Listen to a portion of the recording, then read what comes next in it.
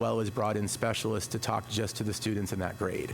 So based on the data that was telling us you're seeing an uptick in issues coming out of this grade level, I think Laura might have been the assistant principal at that time at that school, but we were able to then target more specific interventions to the appropriate grade level based on sort of the need for ongoing training and support where we might see some concern beyond the initial overview trainings. And finally, written notice to staff. So every year as a part of our civil rights protections for students and staff, we require all staff to sign off that they have read, understood, and received a copy of the committee's policy on bullying, which again outlines definitions, prohibitions, and the responsibility for reporting. It also, Section 6 gets into resources and services, so it talks about referrals to IST as necessary, access to counseling, referrals out to community partners who might be supporting some of our students.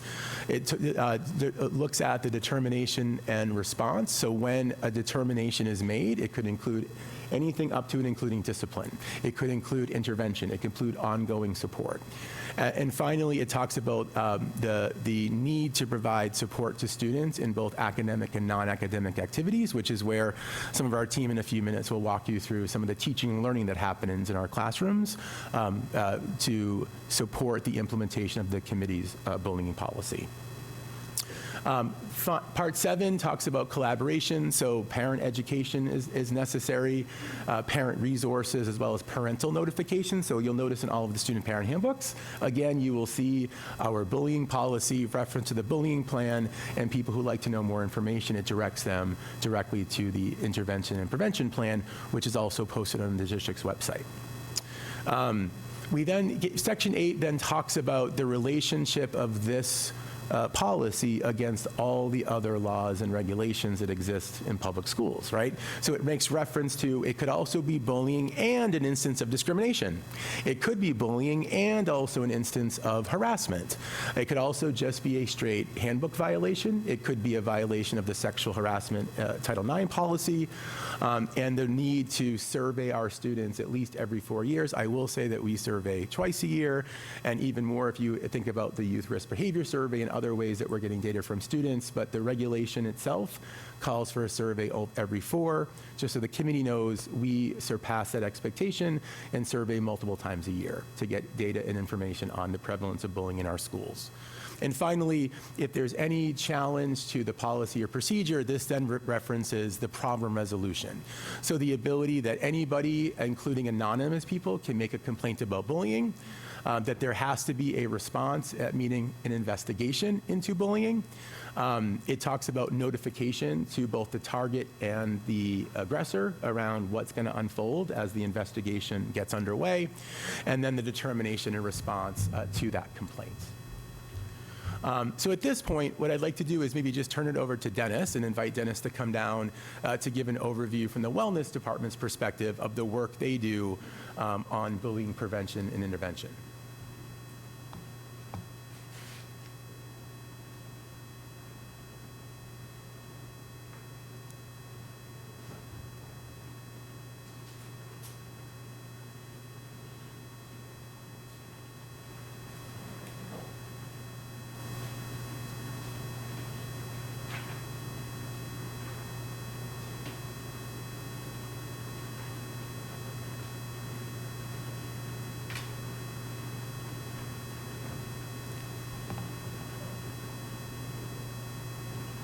The opportunity to speak tonight, what I've handed out, and I encourage everyone, all members of the committee, if you have any questions after the meeting, please reach out to me. I'll certainly be happy to provide any answers that you absolutely like. He's not close enough. Dennis, you just got to get a little closer to the mic. That's all. I don't have a lot of mic experience. Is that better? Yeah? I feel like I'm almost chewing on it. You want to switch out yours, Anna? Yeah. All right. How's that? Any better? That's all right. I feel like I should be doing a joke now. Johnny Carson time. Doing something funny. All right, so yeah, after taking a look at this, if you have any questions for me, as the Director of Health, please reach out, and if you would like to see any of this in action at any level in one of our classrooms, we'd love to have you in to see what we do. Our responsibility with bullying is to provide the educational piece, help the students identify what bullying is. If you are the victim of bullying, how to deal with that, how to get help, how to recognize it, and talk to either a trusted adult and get some help from a peer group. If you are a bystander and viewing it, how to address it as a bystander, and again, to help your peers get some help. So that's what we do at every level. As you go through this, you can see bullying is addressed with appropriate content and appropriate language at absolutely every grade level. And each one of these lessons here, we have a primary curriculum called Health Smart. I've given you a curriculum and lesson example, a set of student objectives for each grade, and a lesson for each grade level. Each one of these lessons is supported by a number of different support materials with some additional curriculum, but Health Smart is our primary curriculum. It's aligned with the National Health Education Standards and our state frameworks. And for every one of these, we have a number of additional supplementary materials. So as you're perusing this, if you have any questions on any particular lesson, if you'd like to see one, please reach out to me. I think the most extraordinary piece is if you flip to the back, we have a section that I've titled Community Partnerships. And this is probably the highlight of what happens with bullying and the content in our health classes. So for our really through K through 8, most especially K through 5, we partner with a company called Choose to Be Nice. It's a fantastic company, and we have a monthly theme, respect, kindness, acceptance, etc. Each one of these monthly themes is tied back to bullying in some way. So there's a constantly reinforcement of that, and every lesson that you see delivered here and in our curriculum is not a standalone lesson, and that's probably the most important part of our bullying experience. If we go on to teach, we initially will teach a unit on bullying and have those lessons. As we go on to nutrition, when we're talking about body image, there's always a bullying component that goes with that. If we are talking about physical activity in team sports, there's a bullying piece that goes with that. So the bullying lessons and units that you see here are not standalones. These are constantly revisited and have other topics that go right back to, there's a bullying component that can apply to almost every aspect of our curriculum. So we continually go back and revisit that. And these community partners really help us with that piece. So Choose to Be Nice is a great resource for us. Our friends from High Point Prevention Services do a wonderful job. They work in conjunction with our peer mediators at the high school, which is another great resource for us. And through our drug education pieces, again, bullying is tied into those lessons with myths, current trends, pop media, culture, social media, peer pressure. We also work with the Healthy Relationships Program through the Mayor's Office and the Cape Verdean Women's Association. Tina Cardoso and Maria Montbelor work on a Healthy Relationships Program with our grades 9 through 12 up here at the high school. And again, bullying is a big, big component of that education. Our peer mediation program at the high school is 70 students strong right now, and all of our peer mediators go through an extensive training to become peer mediators, and they are trained to address bullying as an issue here at the high school. And the final piece for all of our committee members, if you'd like to take a look, we have I'm really proud of our digital media library that we use in all the health classes. I've included some titles here on the very last page. K to 5 titles, our middle school 6 to 8, and all of our high school. I've included 4. The library is absolutely massive. I think you'd be very proud of it, but I included 4 titles for each grade level. If you'd like to go on to the site that I've given you there, the HRM video site, and just get a preview if you want to do a little bit of a deep dive into what the students are seeing when they see some of this media. It's an excellent, excellent resource. It's an educational company. We do most of our business with them when we're purchasing this digital media. An outstanding resource, and you can go on and preview any of the video titles that I've provided here if you'd like to see what the students are seeing in class. But just so you can see the depth of the education for the students.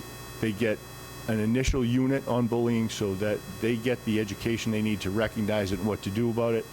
And we constantly go back and revisit that when we're dealing with other health topics in health classes throughout the school year. Okay? Thank you. Thank you.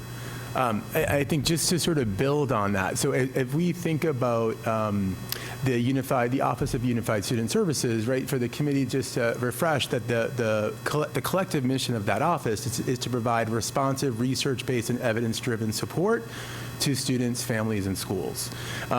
We want to work on the development of our educators and administrators to effectively support and educate our students through systems of ongoing feedback, through protocols and structures, right, relative to how to access those supports and services, and ongoing consultation with the school-based teams. When we think about child development, we take an ecological approach to thinking about child development.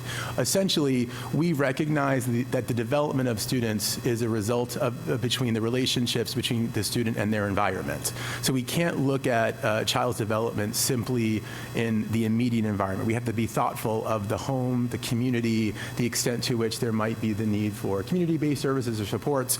And so as we worked to build a multi-tiered system of support, bullying and bullying prevention as a complement to the core curriculum happening through our health classes was also supported through our social and emotional learning curriculum. So I'll turn it over to John to talk a little bit about bullying through the multi-tiered model with our SEL program, Character Strong.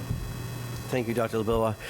Yes, as you can see here, this pyramid, this multi-tiered system of support, you might have seen this from early presentations that the SEL department presented to you.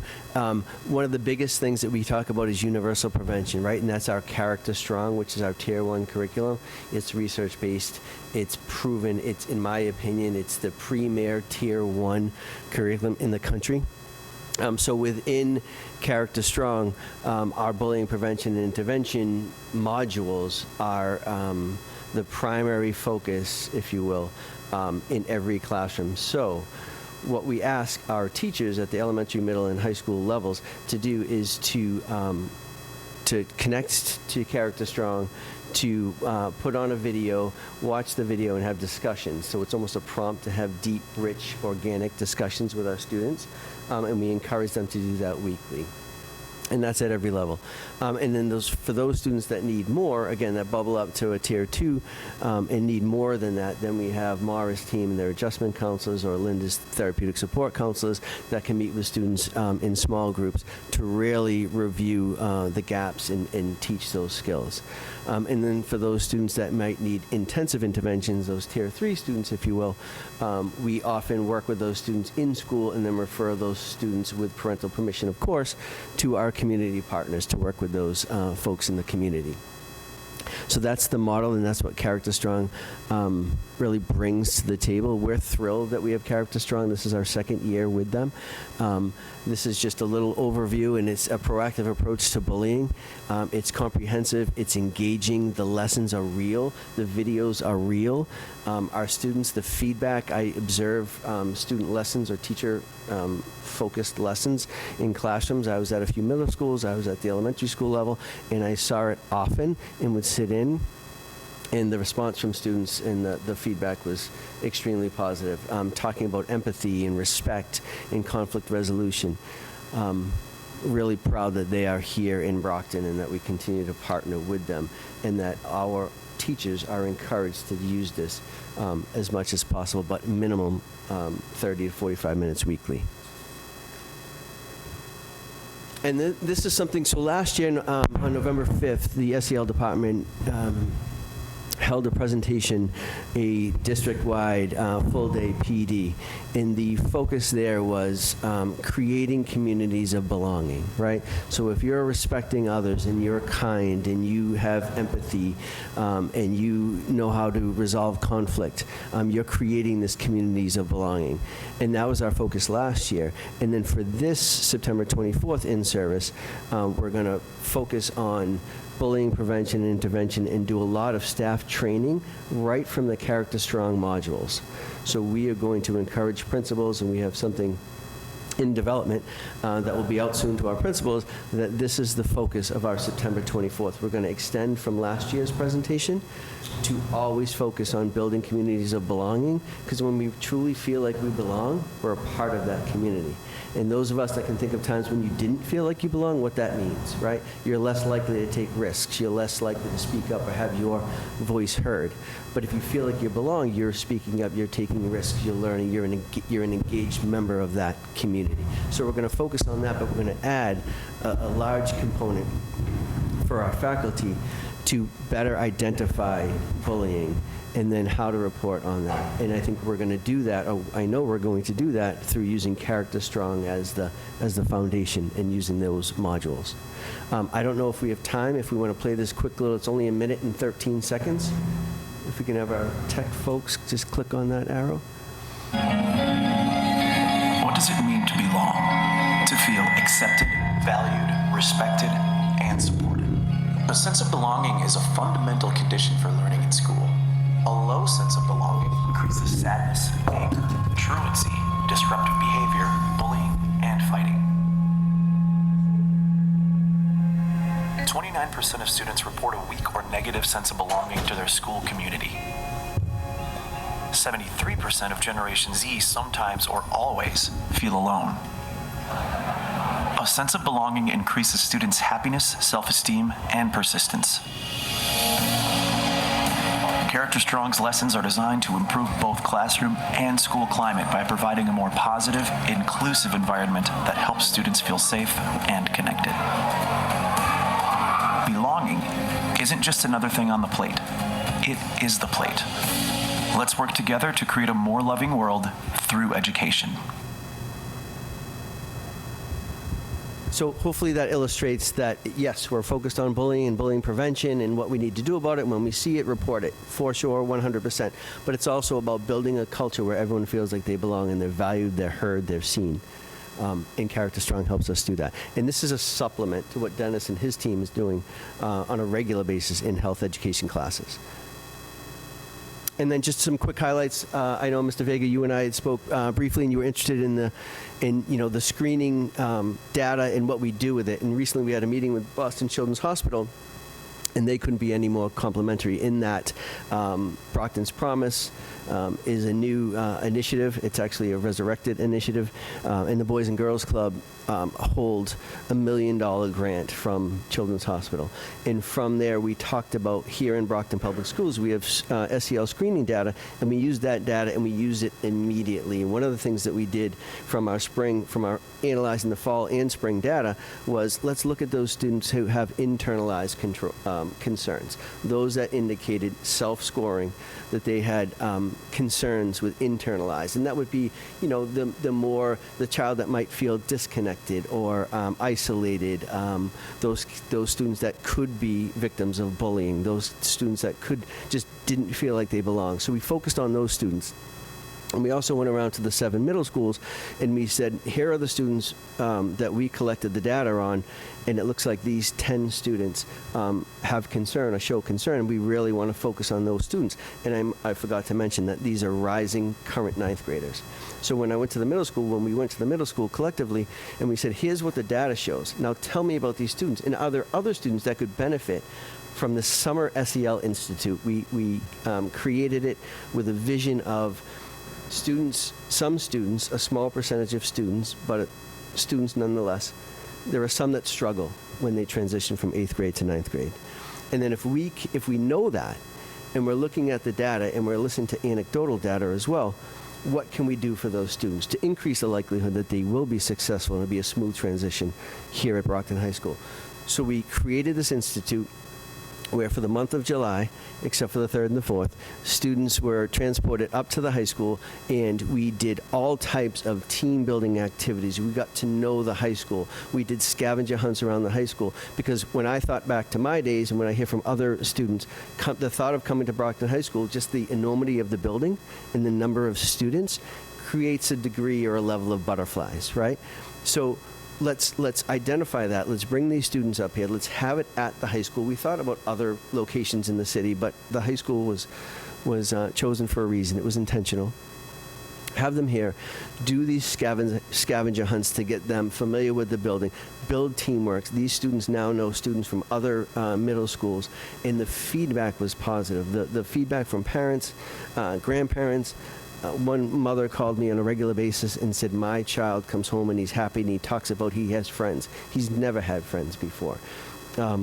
And so it was a really positive, but that was using the SEL screening data, the internalized concerned students with high stress, I might add, and then anecdotal data from building principals and counseling teams and say, these are our students. And then we went to really pitch it to these students. And I said, I respect being 13 and wanting to sleep and have fun in your summer. You're working hard. However, I promise you, I will make this fun. This will be fun, this will be learning, and you will feel more confident and proud walking in September. And these students, bought in, and we did a lot of fun activities, but learning activities. We taught social skills, we taught empathy, we taught what it means when you have conflict. It was such a win, and we're hoping to duplicate that again next summer with not only rising 9th graders, but rising 6th graders. Those transitions have been troublesome, I'm sure, across the country, and we're looking to do something there, but using that screening data. The SEL mental health screener, again, we're looking to do that again in the fall and in the spring. I think we have great information. Again, Boston Children's Hospital was thrilled that we took information and we created a program. And then Care Solace. Care Solace is a care coordination organization, and through Dennis and the SEL team and the wellness team work hand in hand. Dennis had a WANDA grant, and he came to us and he said, I have some extra money, can the SEL department use it? So we looked at Care Solace. And basically, Care Solace, our school adjustment counselors, therapeutic support counselors, our school psychologists can refer to Care Solace with parental consent, and Care Solace within 3 days will find a match. So if it's the child might need a therapist, and they may be looking for a male therapist of Cape Verdean descent that speaks Creole, that is within a 10-mile radius.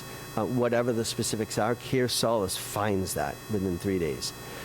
They also, what I loved about it when we heard about it, not only do they help our students, they help our staff. So it's almost, if you will, a staff support program, right? It's something where if a staff member is feeling a certain way, the other bonus, if a staff's immediate family member, husband, wife, partner, child, needs some support, you can log in. You can do it anonymously. It's not tied specifically to Brockton Public Schools.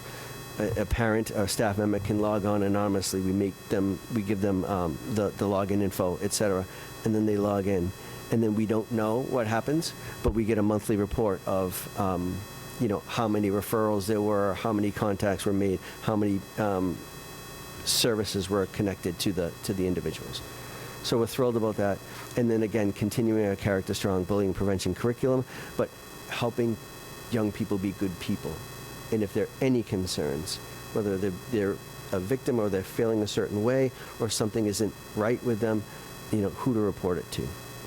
And we're going to launch a larger campaign with Jordan Maybloom about who our trusted adults are. We're all trusted adults in a building, but specifically who the adjustment counselors are, who the school nurses are, who the guidance counselors are, so our kids know that when they come up here, these are the contact people. They're not the only people, but these are the contact people that they can go to.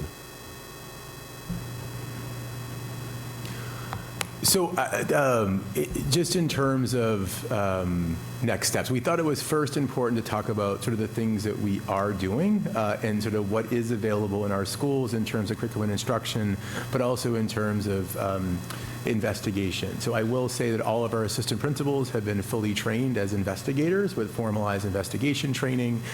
If and when a report comes to them, they are obligated to complete a full and complete investigation. And that's some of the pieces that we do need to update within our bullying prevention prevention and intervention plan.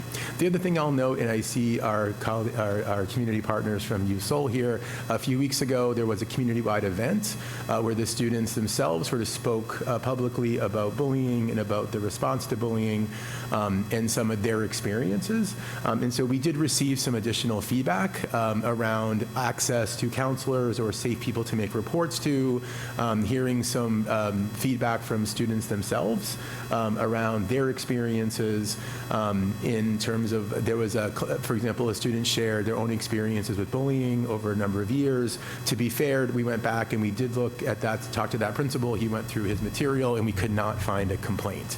So I think one of the things we have to be really thoughtful of is all of these pieces are wonderful, but if they're not being accessed, right, that's a problem. And I'm not suggesting they're not, because I will say in my office, we oversee compliance in all of these spaces, and we are actively investigating bullying. So I don't want there to be the misunderstanding with 16,000 plus students that we're just not taking A, bullying seriously, or B, addressing when concerns are brought to us. That's just not accurate. I think what we have to be thoughtful of is sort of that connection between what we have and our students' availability of accessing it and knowing that it's available. So in terms of updating, what I thought, if we could sort of maybe pause and have more of a dialogue with the committee around sort of, we gave you a lot of information, right, around what we do, what our plan says, what your policy says. We're happy to take any questions to begin, and then maybe transition the dialogue into strategies in partnership with the committee on soliciting some community-based feedback, right, from the community members around how they feel it's going. Simultaneously, we'll work with our counseling team and the SEL team and our health and wellness educators to get some feedback directly from the students themselves as they return next week. So we're sort of triangulating that feedback on community perception, educator perception, and then student perception to then come back with some draft edits for consideration in updating the district's plan. Because again, we are due, it's supposed to be updated every 2 years.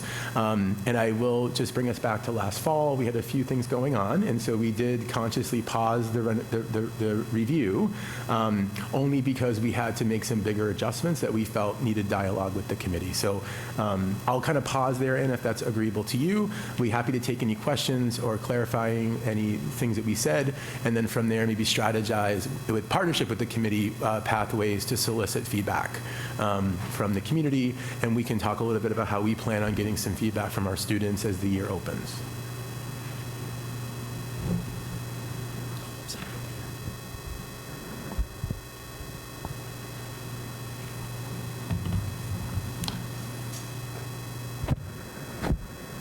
Great job, everyone. Who has a question? Ms. Azek? I guess that's my question. I did turn it back on. I have a loud voice. Let's try that one. Thank you. Great presentation. This is definitely not an easy topic to cover. It hits home even as an adult, because bullying doesn't just stop with students. So a couple of things. I just wanted some info. The 70 students that have the peer mediators, our peer mediators, how long does the training take? What kind of training? Just to make sure that they give the proper advice to the students. But I think this is amazing, because students are going to relate more with fellow students. Someone their own age, they're going to relate with them more than they would with an adult. So I'd love to see this number grow. The more we have, this is what our students need. And I know a lot of times something had happened about 1.5 years ago, and some of the students actually approached and they need someone to talk to. So unless I misunderstood, like, do they receive some kind of training? How do we recognize them? Where are they? Are they on our websites as a peer mediator that our students can reach out to them? Are they easily found for our students to reach out to them? I think it's easier for a student to reach out to a peer than it is to an adult, because sometimes it might be embarrassing, and sometimes they just need someone to talk to walk them through the emotions that they're going through and to help them. So that's one question. And the other one is kind of similar as far as the parents. what resources are we giving the parents to help their students speak up or come to us? Would they have access to these videos to maybe help them understand how to, address the issue that their child is going through? So, This one's still not working? All right. Thanks for saving me before, yeah. How about this one? We good? All right. Perfect. Awesome. Yeah, the peer mediators go through, Jen conducts a day-long, so it's one full school day of training, and then they receive refresher trainings in their peer mediation class periodically during the day, during the school year. So they are trained in all aspects of peer mediation. Bullying is a substantial piece of that day-long training, because that's a topic that comes up often. The students are very visible, so much so that they, not only do they go and attend the lunches and introduce themselves as peer mediators, so they're really recognized throughout the school, but they receive training in delivering a lot of the modules, like the drug education modules that we work with High Point on. The peer mediators, they're just so outstanding. They get trained on delivering those, and those students go into health classes throughout the high school and teach the drug education modules to other health classes. So they're really well, very visible, well-known throughout the school. And there's a form that the guidance department can use to refer students to peer mediation, and students can request themselves to access peer mediators. So it's not like a long process for them to access peer mediation if they feel like they need it. Students themselves can directly ask for access to peer mediators, and their response is very quick. perfect. That's amazing. Like I said, this is great. And I know, I'm not sure if we did away with it, but there used to be a number you could text. It was in our handbook last year, and I'm not sure if they worked on something new, but like, how would they reach out? Is it an anonymous text line, or is it something they submit online? How do they get the help or get the assistance they need? Because sometimes it could be, it's an emergency sometimes. You know, sometimes depending what the student's going through, they do need that immediate help to reach out to someone. So is it a text line? Is it something that we can look into just to make sure there's some type of a quick resource for them in case they need to reach out to someone? It could be after hours and something's happening, because we do deal a lot with social media bullying, you know, different things like that. And we have, sitting on the committee, I mean, things do need to stay confidential, but we have heard of things happening where it does cause an emotional trauma to the student, where they do need immediate help. And usually our officers and things like that get involved, but since we're looking at this, I want to see if there's something we can offer our students, like a helpline. Do we have like a helpline? Okay. We do. We have a submit a tip. So we no longer have the text Submit a number. tip. That was removed. The submit a tip is gone and is replaced by anonymous. There's an ability to submit anonymous through School Messenger, anonymous alerts. We also, I will note, monitor all school. So if you are a student using a Brockton device, we, I don't know if this is a secret or not, but we're monitoring everything you say.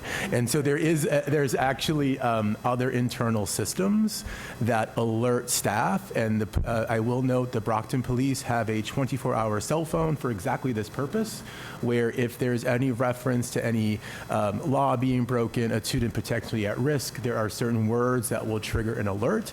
Mara Mello, in her role in partnership with the school principal, will receive that alert immediately as it occurs. So not only, just to be clear, not only a student doesn't necessarily have to submit something, even using our internal messaging system between student to student is capturing all of the words they're saying, and we've actually intervened in a number of instances in real time because we got the proper alert. So I think what we've got to be thoughtful of is I want to be transparent, there is also concern with anonymous tips. right? So if somebody's going to make a claim that student A is doing something to student B, we have to have and we go to those students and say, is this accurate, right? And they say, no, what are you talking about, right? Like the reality of the claim was still made. And so we've received a couple of, most recently, some school messenger tips that we've tried. We have attempted to the extent possible and have documented those attempts to trace the IEP address from where the alert came from. So I just want to be transparent around, I'm all for 24-hour access. I think the way that's done is equally as important as giving kids an opportunity to access us. Is that fair? I just want to be thoughtful, as anonymous complaints, while allowable under the policy, and we do receive those, they can be problematic when the student that's named says, well, where did this come from? Or says who? And we say, well, an anonymous tip, right? So the schools do, however, document at least as far as they can with that investigation, but exploring alternatives to school messenger is something, for example, that we could do as updating the plan, because the plan then communicates to the community, here's how you can submit a report to us. Here are the ways in which you're able to engage with us. So if you'd like it, we can sort of delve more into that as we do the revisions to make sure. And also, I think the other part that we're missing is student voice relative to what do the kids say, right? They might give us feedback that says we want, and actually some of the feedback we did get from our students was even the ability to drop like a note in a counselor's box outside of their door to say, come and see me when you can. Sometimes a student will say, well, I asked my teacher and they said I couldn't go to the counselor right now, we're in the middle of math. And so, however, there has to be, they can always email, by the way, right? So you can always email your teachers and your counselors, but even something as simple as a little drop box outside of the counselor's door was suggested by our students as a way to provide more timely access to the counseling team. It was the second part is what I meant. I meant like if the student needed to reach out to someone specifically regarding them, and that just having different resources, having different options is great. And then, Dennis, I apologize, your last name? Genich. It's pronounced Genich, but just stay, Dennis is just fine. Mr. Genich. So I would love if maybe as a committee of this new created subcommittee, I would love to see some of this in action. Great. So I know I would like to attend if we can coordinate something, just so we can see it. Because again, we can advocate for more resources if we see things firsthand and see what you need. Our students come first. But I also like how it's also not just the students, it's our staff too. And having that available to the staff as well. So, but no, this is wonderful. I'm gonna take a peek at some of the material that was given to us tonight, and I'm sure we'll have more questions as things move on. But thank you so much for the presentation. Oh, you're welcome. And we'd love to share some more information on some of the work we're doing with our community partners too. There's some additional pieces that I think you'll really be happy with. And if we could maybe invite some of the peers, our students, I'd love to meet them, because I want to hear from them. They're there. They're hands-on and see what recommendations they might have, because they're dealing with this and they're dealing with the students for firsthand. So I'd love to listen to them. I'm only a voice here, but I also like to see what the kids, what our students want us to address. So if we could invite them, that would be wonderful to like maybe another meeting, or if we have like a little meeting, a little get together and just meet them. There's 70 of them, so. Oh, the peer mediators, you mean? Yes, Okay. yes. Maybe we can meet them and acknowledge them, recognize them. I would love that. Great. We'll actually plan on this year when the training takes place. I'll let you all know when that's, if you can drop in and say hello, Absolutely. that'd be great. Thank you so much. Awesome. Terrific. You all set, Ms. Azak? Thank you. Mr. Gomes? Thank you. Whoa. What's with this today?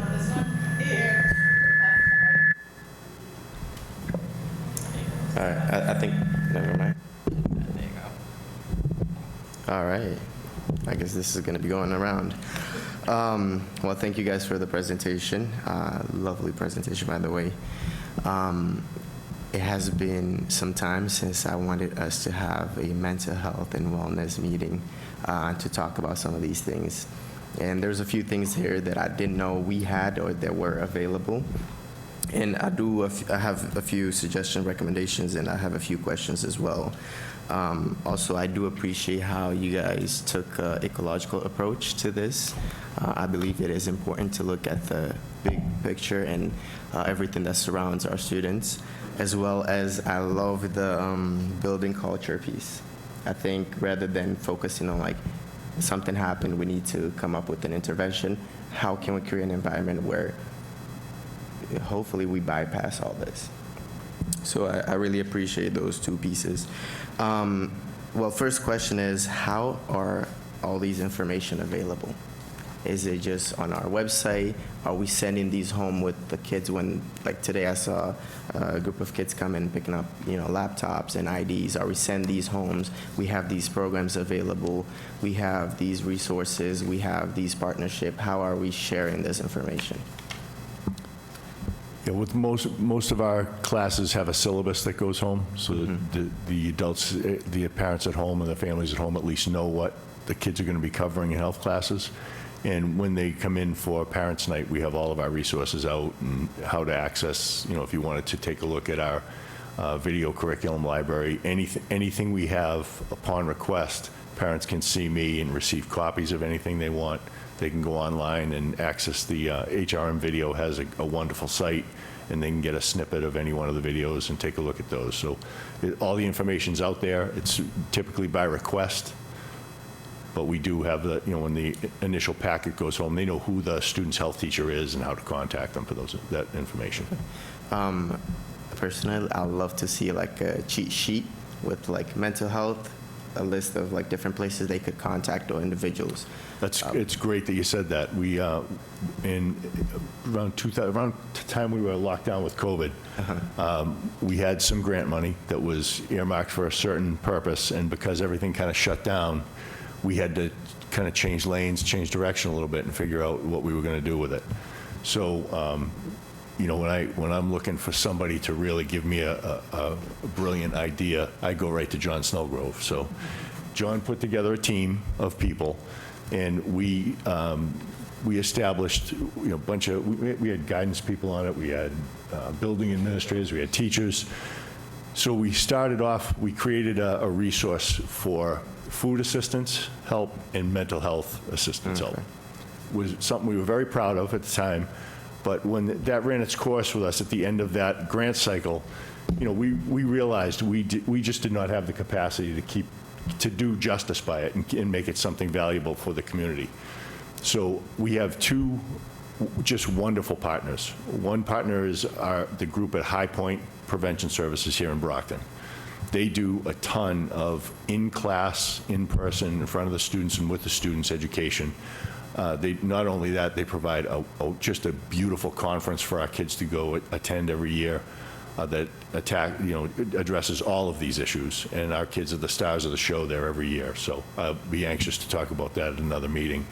And we also have another wonderful partner called Pinnacle Partnerships, and they deal extensively with mental health issues and help. And we did bring copies for everyone. At the end of our cycle, we asked them for some help in sustaining this thing, so they both took ownership of this, and they created their own, and they are updated yearly, and they are absolutely gorgeous resources, absolutely loaded with resources. They've taken it so far beyond just food assistance and mental health resources. They have educational resources for families, everything that the families need to access. So if families really want to see if they need a resource and they want to get a little help with what their kids are learning in school, they want to understand something, or they need to take their kids to access some help that's outside of the school day and get some help with either a mental health issue, you name it. I mean, it runs the gamut, right, John? The resources are fantastic. So we did bring copies. I'm so glad you asked, because I packed those up here and carried them in, wondering if we were going to have a chance to discuss them. So we have those to hand out to everybody. I'm so anxious for you to take a look at them. They are beautiful. They get updated every year. So if a family needs to know, I need some, my students having a problem with depression. they can go into this resource and they can look, find one that is close to their house and look and see, do they speak Cape Verdean Creole there? What kinds of insurances do they take? When can I get help? What number do I call? And they're available in multiple languages, and they are loaded with information. And they go through a real painstaking process to get these updated every single year. So it's a beautiful resource for the families. It's a beautiful resource for our whole staff. Now, our big challenge is how do we get those out? How do we get this information out? They provide them to us electronically. We have them posted on the website. But even on the website, really readily accessible, we can still do better. If we can all work together to get those out to the community and let the community know where they can access those, that would be just terrific. And the other thing I'll just note is what happens more often than not, to be fair, is the counseling team in the building, upon receipt of knowledge, or even the health and wellness teachers, will proactively send it, right? So even though it's there and it lives there, what happens more often than not is when somebody in the school team is aware there might be a particular issue or challenge, not only is there outreach, but there's also the provision of that resource in the time of need. Because to be fair, right, as school starts up again and they're signing off on handbooks and all the other sign-offs, we don't also, we want to be really thoughtful that we're also strategic with the communication, right? We're thoughtful, we're not bombarding people, because how many times have you gotten a pile of stuff and said, oh, I'll get there? And, well, I didn't see that. Well, it was in that pile of stuff that you just didn't get, right? So the reality becomes it's also utilized and referenced when the teams are aware that a student or a family may be in need. And then there's confidential. We also want to be really respectful, right, around confidentiality and privacy.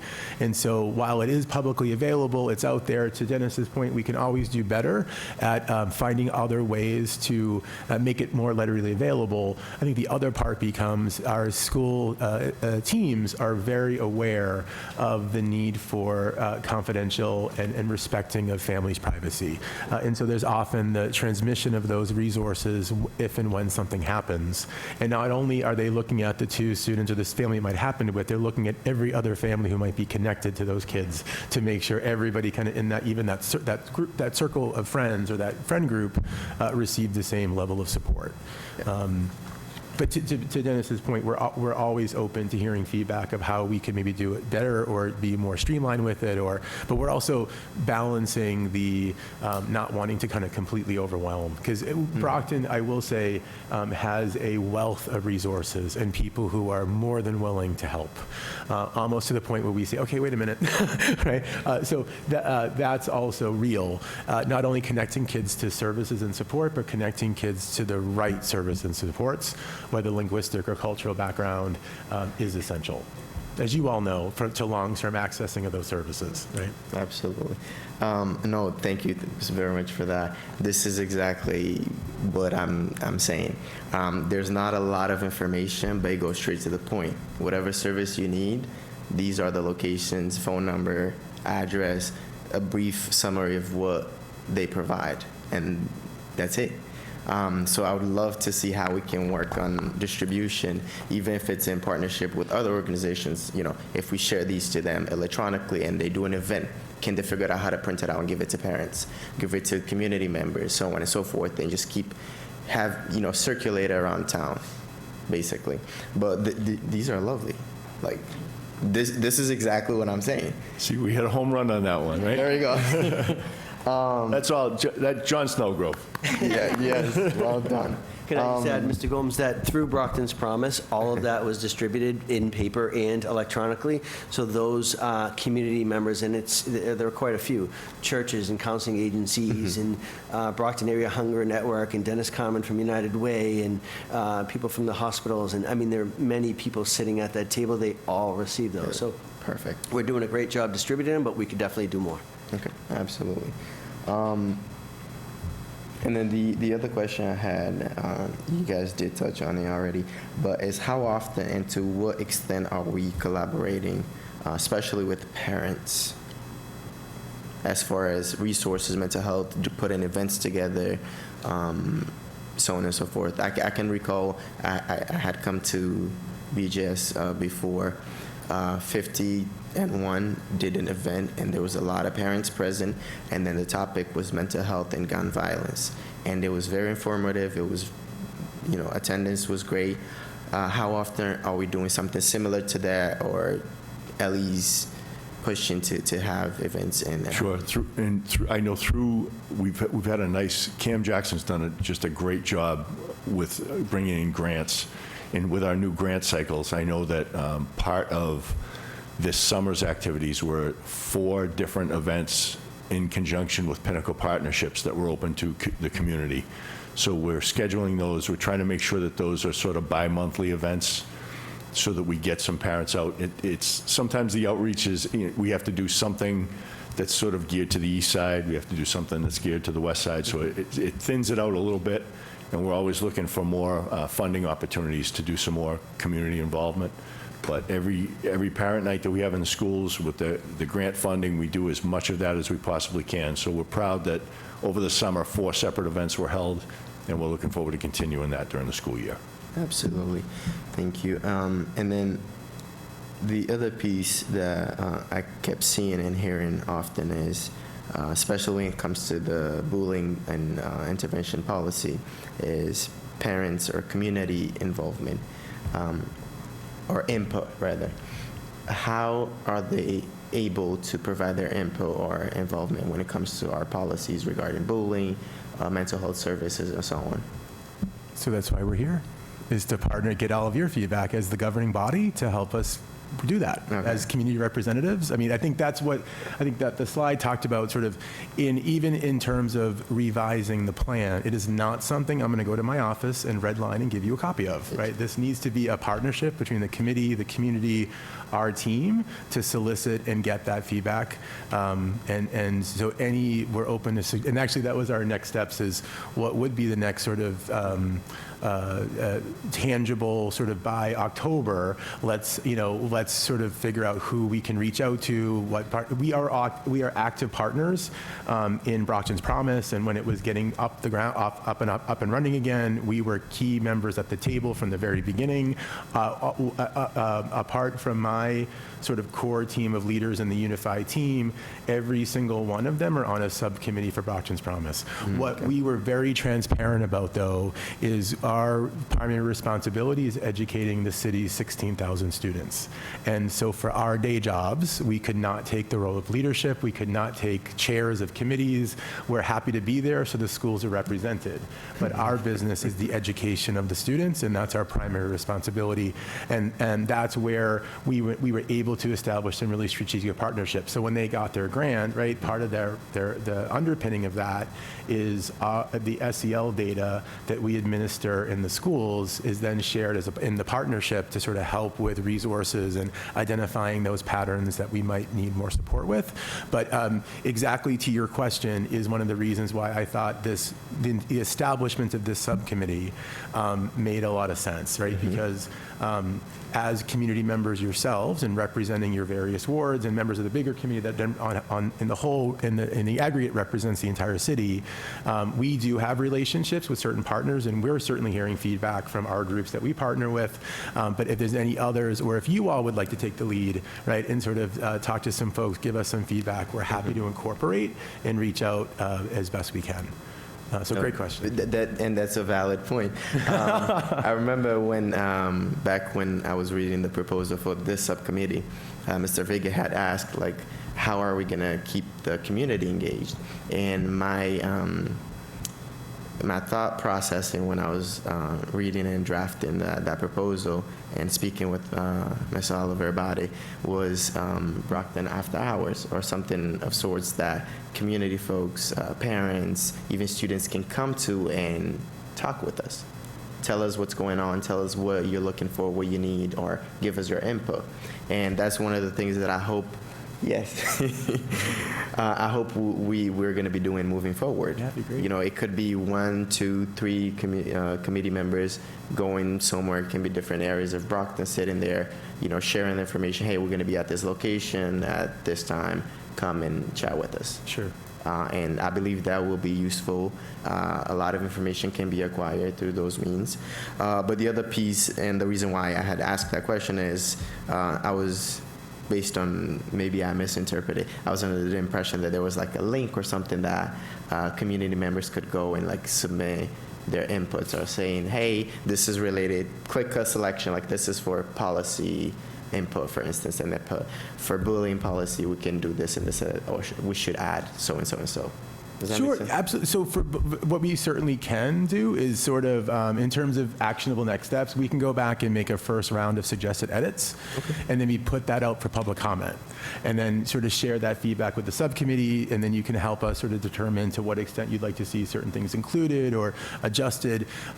Relative to the other policies, I might defer that question just to the policy subcommittee, just because that's sort of out of my purview, to be fair. But relative to the bullying plan and bullying prevention intervention, we're more than happy to sort of put up some. I just didn't want to take action where, again, what's specific in the policy and the plan is the specificity around community engagement in its revision and updating, which is why when there was initial questions about let's begin with bullying, I thought maybe it makes the most sense to start with the plan, right? Because that does require a level of community involvement and input that I think made a lot of sense to sort of dip our toes into that, as you talked about, sort of maybe shifting a bit sort of to hear more feedback and be more available. And again, we can always do a survey. I mean, there's other ways things that we can do to solicit input.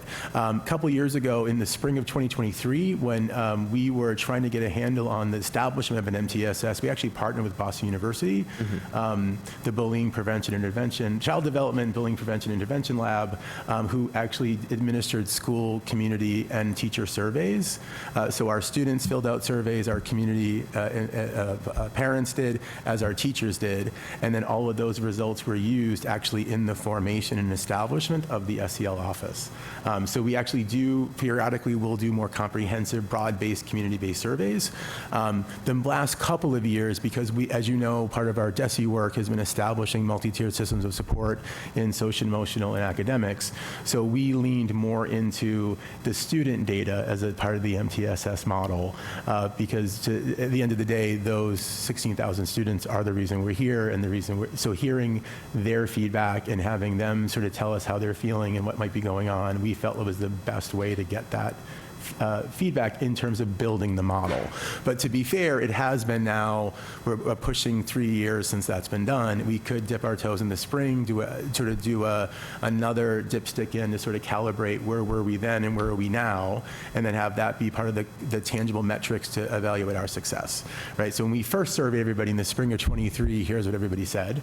And now that we're surveying in the spring of 26, what are those areas we've seen changes in perception or feedback, and to what extent is what we're doing. Again, it's wonderful to have all these things and resources, but if they're not being accessed, right, that's a huge piece. And maybe that survey could help us get that feedback. No, absolutely. And you did touch on a point where I had another question. It's in regards to data. My next question was, I have a few more questions, so bear with me. Have we been able, not only related to bullying, but any, mental, emotional, physical issues or challenges they are facing, have we been able to track any data related to that, whether it's qualitative or quantitative, over a period of time, for us to see, okay, this is what we've observed or recorded, and these are some of the implementations we've added, X number of counselors we've partnered with these organizations, and this is the change from our baseline or whatnot. So I'll let the others jump in as well, because I'm not going to capture all of it. I will say that we are data rich. So yes. So again, in 23, when we were building the model, we started with a comprehensive triangulation of feedback from community members, i.e. parents, faculty and staff, and students. That then led to the establishment, to your point, of an SEL office itself to begin to work on issues of bullying and issues of social and emotional learning as a core component. That's where you see our grounding in Bronfenbrenner's model. Our entire IST is grounded in that model. We think of child development, and actually when we provide intervention and we do intake for IST, they're actually looking at student as member of classroom, student as member of family, student as member of community. So they're actually looking at the model as they think about intervention and support. 2 years ago, we piloted the SEL screenings. Last year was our full year of implementation. And I think in the spring presentation, we talked a bit about the changes we saw from fall to spring administration and those pieces. Every year, we also administer the Youth Risk Behavior Survey. So where that's going to be less about, that will be less about social emotional learning and functioning, and more about nicotine use, alcohol use, potential THC use, any potential risky behaviors, dating violence issues. So we have a number of data points. And as the team is just forming, I think we're heading into year 3, right, team? As the team is getting the sort of the screenings up and running, what you're also seeing in a more direct way with students is that screening data then translating into intervention that then runs to 6 to 8 week cycles as we work to build out the MTSS. What we'd expect to see, to your point, over time, if you essentially you can think of, at least for the SEL screening data last year, essentially as baseline.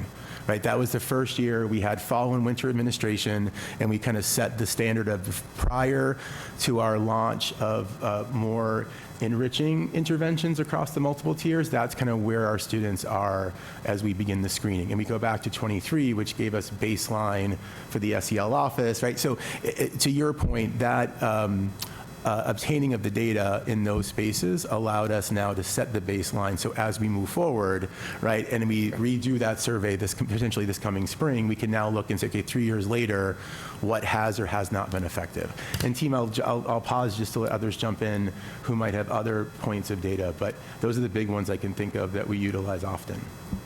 Sure, and just to inform instruction in health classes, every 2 years we have the Youth Risk Behavior Survey and the Youth Health Survey that's delivered at the high school and the middle schools. That's every 2 years.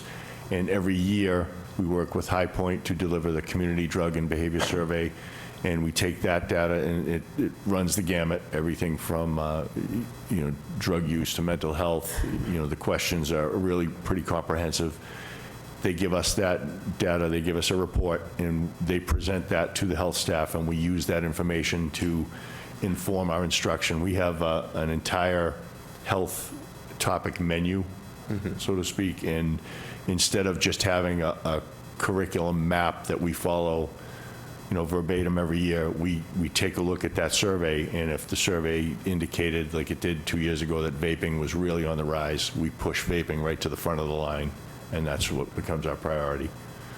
Okay. So those are the two pieces that we use to inform health instruction. Thank you. Is that also a part of the mental health student screener, or is that on its own? No, those are both separate. Could you tell me a bit more about the mental health student screener? Just to... Yes, so so the SEL screener, it looks at internalized and externalized behavior, and it looks at the 5 CASEL competencies of healthy relationships, social awareness, self-awareness, et cetera. And so from there, those students that indicate a concern in any or all of those areas are worked with, and interventions are put in place at the IST level and at the building level. So all building administrators and school counselors have access to that data, and then they review that data very quickly, turnaround time, maybe 2 weeks after the scores are back, and then make those interventions with parental involvement, of course. Okay. Thank you. Just one more question. I promise I'll be done. Let me just make sure I don't have anything else that I left out. Okay. I'm a strong believer in therapy.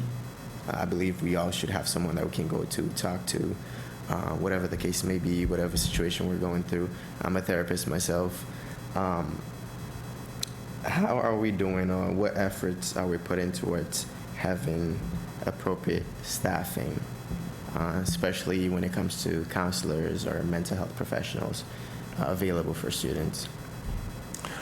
I will let the team answer as well, but I think I have, the committee would acknowledge that I have been not quiet relative to my belief that we are understaffed in all of those spaces, including our psychologists. What I will note is, again, the national ratio is 1 to 250. So at some point, we're happy to come back and maybe delve more into our current staffing, what we might be proposing or projecting for future staffing levels to be, and how we might, in partnership with the committee, build a multi-tier plan to get there, because we understand the resource isn't just going to fall from the sky one day, right? We need to sort of be thoughtful and strategic, which is why we felt the data, we couldn't have the conversation with the community and the committee without the data that says the need is there. So you will also see, as the conversation and dialogue with the committee became more clear around the need, so did the data come out, right? That talking about, here's the number of students who need X, Y, or Z support. We're also thoughtful, so let me back up. At a foundational level, then all of the national associations, except for the National Association of School Psychologists, recommend a ratio of 1 to 250.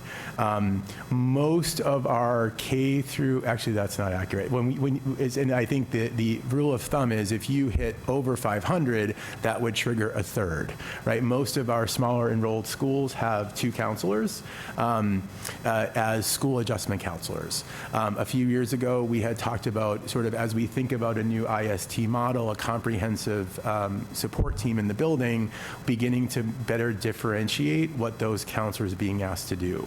And I don't want to get too lost in the weeds here, but in order to earn a Massachusetts DESE license as a school adjustment counselor, there are actually 3 pathways to licensure. You can be a trained and licensed mental health counselor, which has a very different training and orientation than those who are licensed clinical social workers, who can have the same license, or school counselors, right, who might take a more developmental approach to their training and understanding. And we're not arguing that we don't need all of those things. We do.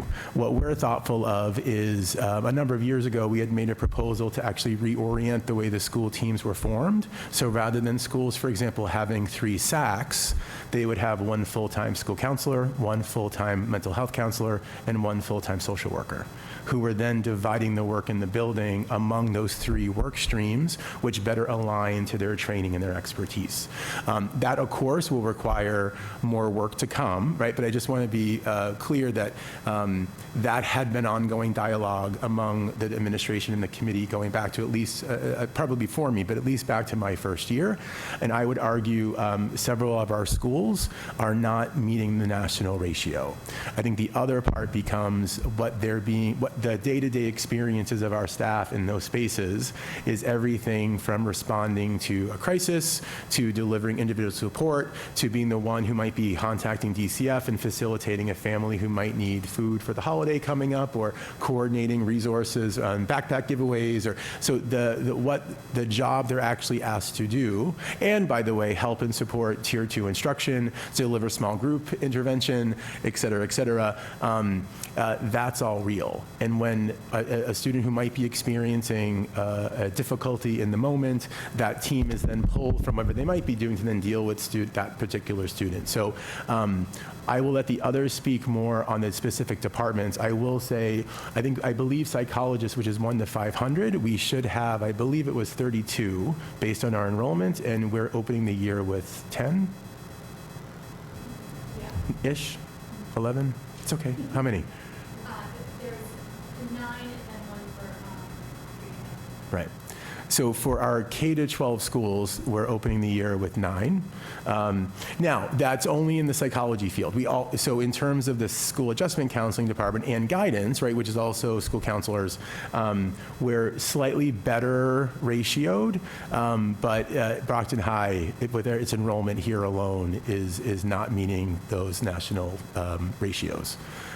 So do you want to jump in, Mara, just about your team, the school adjustment counselors? Yeah, I mean, one positive thing to say is that there's only one open spot that I believe a recommendation has been made, so we should be opening school fully staffed in terms of all adjustment and middle school guidance, which is amazing. And this isn't quite to this point, but I haven't had a chance to answer any of your questions. Two things that kind of stood out to me is that, our role here is to really, from a 30,000-foot level, look at the behavioral, mental health, social, emotional needs of our students. And unfortunately, we can't reach out to every single parent.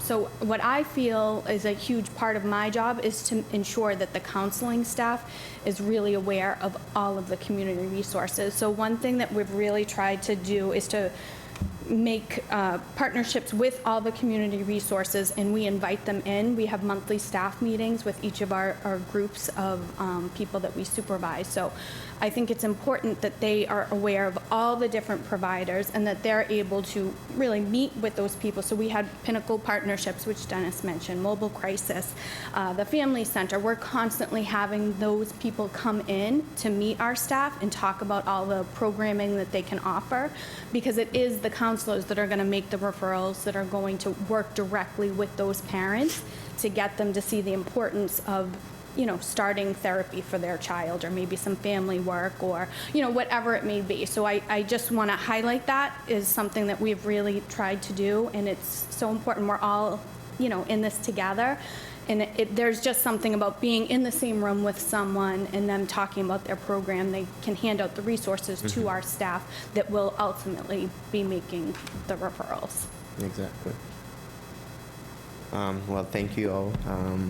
I know it's not an easy job and there's a lot of work to be done, but I believe we can do it. This is the first step, us sitting down and talking about these things, seeing, and highlighting the great work that we're doing, but also where we could improve and do more. And I appreciate y'all, everyone's assistance and, hands-on efforts. So thank you. I'll leave it at that. I know I'm chewing a lot at the time, so. Great job, Mr. Gomes. Any question, Mr. Vega? So first off, I was just kind of overwhelmed with just the amount of resources that exist.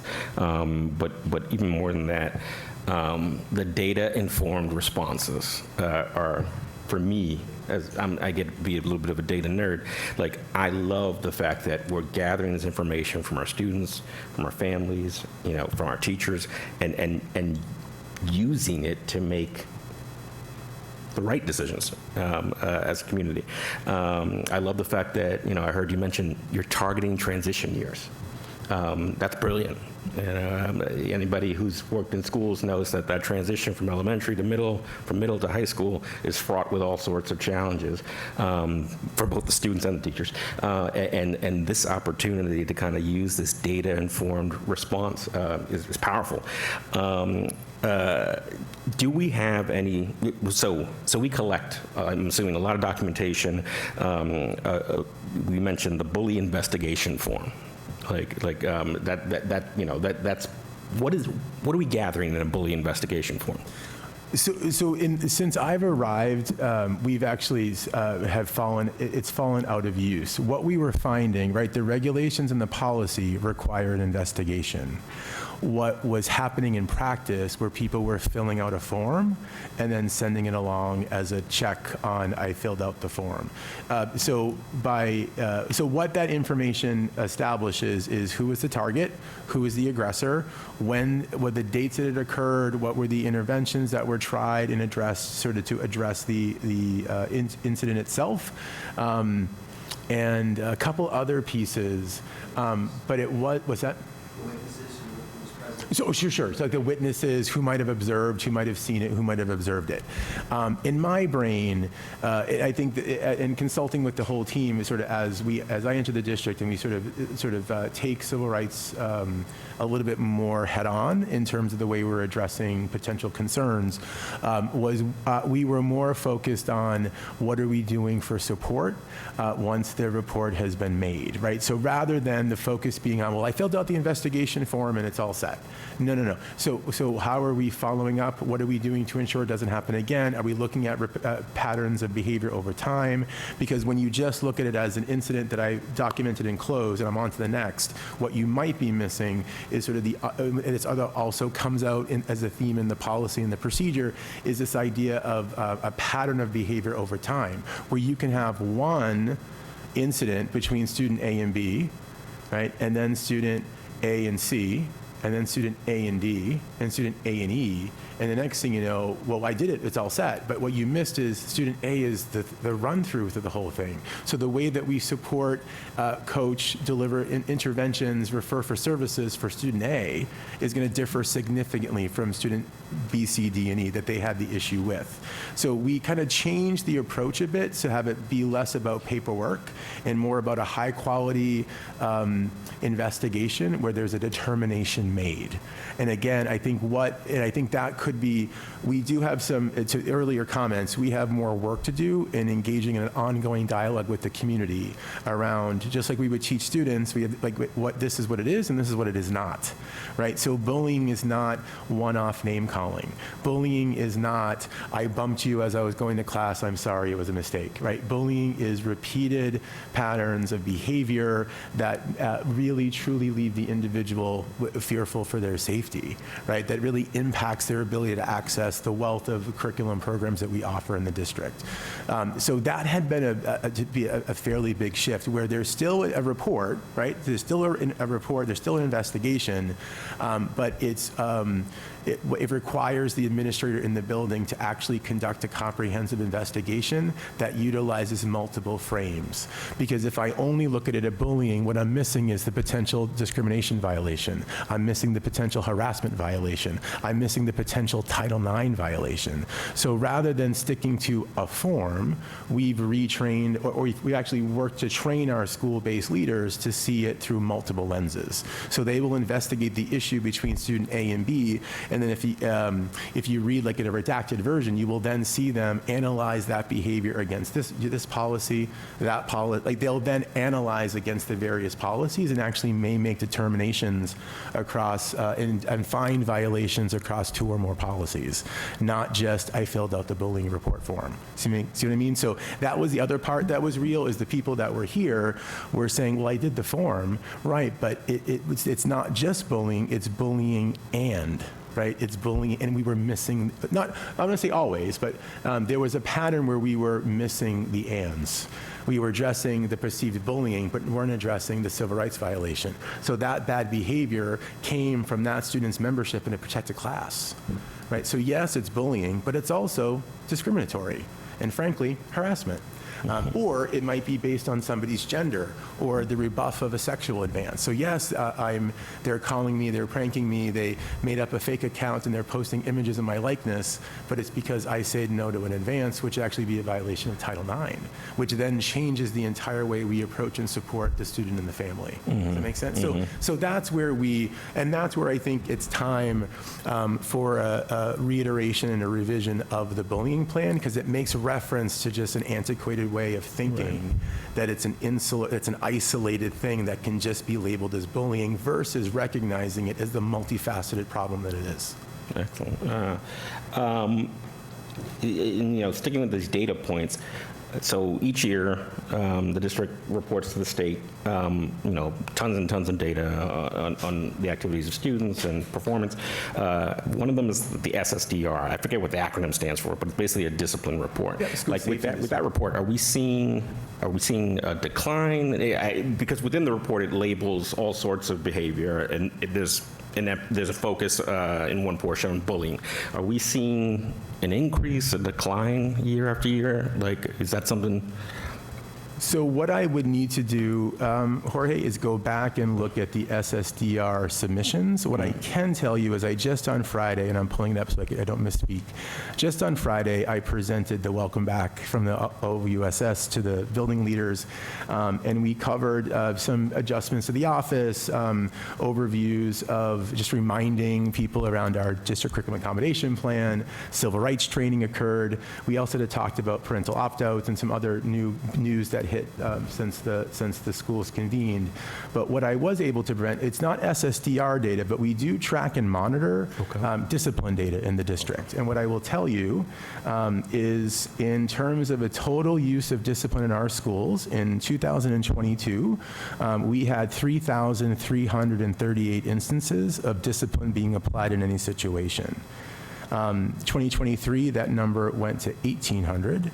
In 2024, that number was 1,774. And in 2025, that number was 1,565.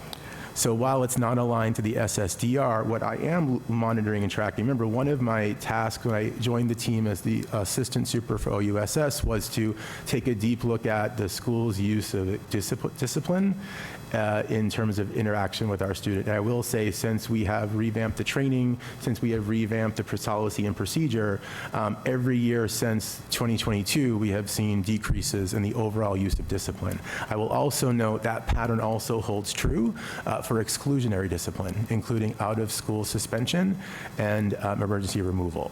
So I want to be really transparent. In 2025, that number was 1,557. So I'm not saying it's gone away. So any suggestion that we're not taking discipline seriously, or as we lean into more restorative practices that we're somehow letting students get away, that's not accurate, right? We still have a high prevalence of out-of-school removals, but I want to compare that number for you to 2022 when it was 2,881.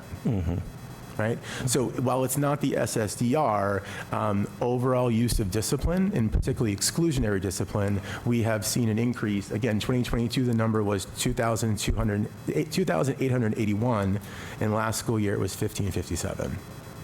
Right. And I think these are important data points that get out to the community. And to your point, some of the response will be, oh, well, that's because we're softening up. Yeah, and we're not cracking down on bad behaviors in the class. What would your response to that comment be? So can I be fresh, or do I want to be serious? What I would say, you could be what frank. I would say, You could be frank. I would say it's a good thing you're not in charge of the kids then, if that's what you think. Because really, what we have to recognize, right, is the repeated use of exclusionary discipline, particularly for populations who historically been marginalized or sort of have more complicated relationships with law enforcement, is real. That and if whether or not others choose to believe it, I can't argue science and data with people who don't want to understand. What we aim to do is recognize that any kind of discipline can be incredibly problematic and challenging for students. And while just simply removing them from the environment is not doing anything to repair the harm, by the way, that behavior caused, and allowing them a pathway to re-enter in a space where they own their stuff and make a commitment to the school and to their peers and to the administrators in the building that they're going to do better.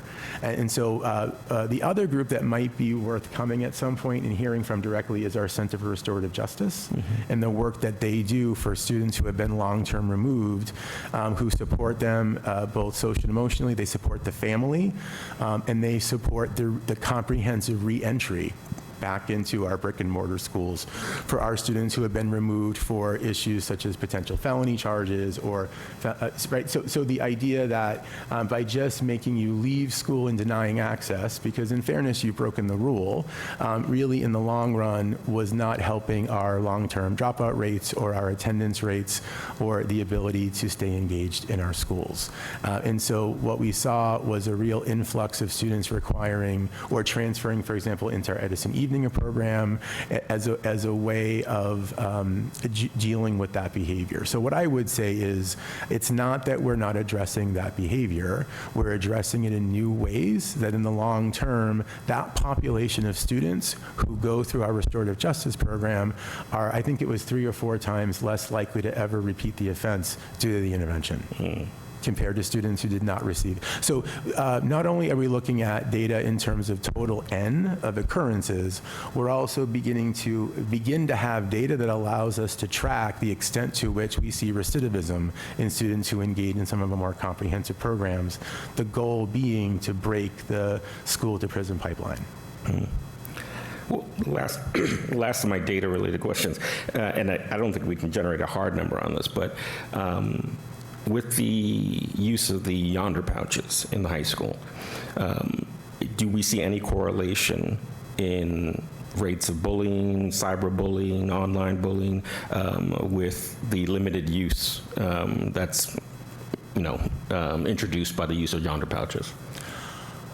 To be fair, I don't have that information. It's not a variable that we've looked at in terms of our analysis of the data that we do look at, to be fair. What I will say is, anecdotally, I've seen no significant differences in terms of what the administrative team is dealing with versus what they dealt with in the past. I mean, they may have a different perception, but I don't know if there would be any.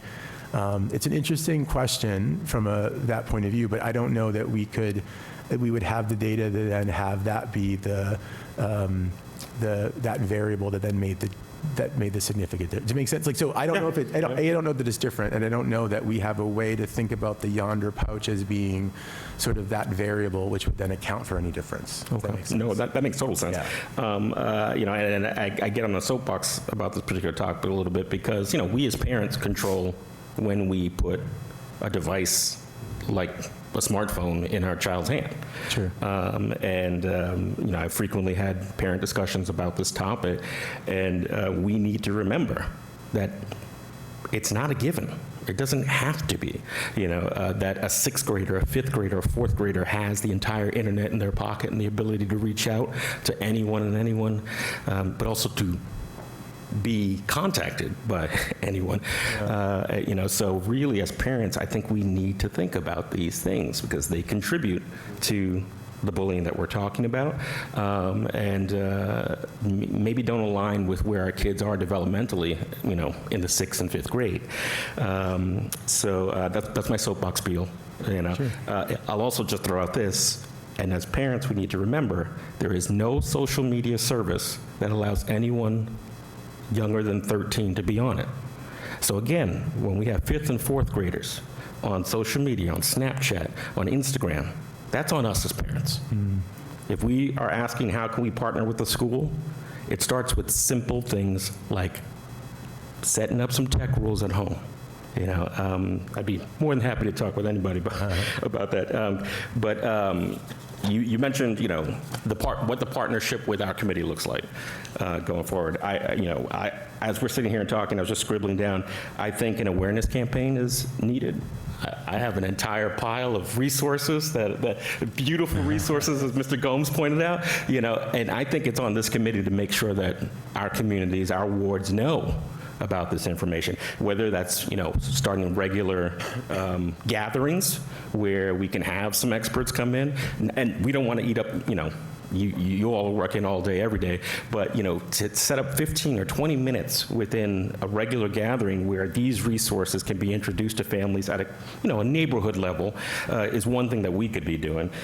We can, we've got all sorts of community partners here, making sure that we're meeting with them, that we know who they are, and that we can do the business of introducing families to them.